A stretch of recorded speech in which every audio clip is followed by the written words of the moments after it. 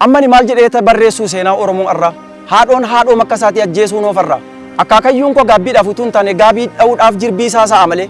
dhugaama isaa dubbachuuf waa'een Oromoo irraa gara makona gubaam giddiinaa sa'a malee Oromoon inni durii cooma muree taa'ee dhugaan bookaa inni irraa maaliif madaan jirre hooqaa Oromoon inni durii bineensa mirgaa ajjeesee galee dibatee sirba Oromoon inni irraa olii masaa ajjeesee galee dhiichisa sirba maal taanee yaa Oromoo qaayinii nakkeessina maal taanee yaa Oromoo abeelii nakkeessina dhiiga walii lolaafnee dachee maaf macheessina dacheen Oromiyaa dhaadhaamsa qabdiim dhageessaa albuuda baay'eetu jiraamna keessa qooda reeffa walii kee ajjeeftee na keessa tuultu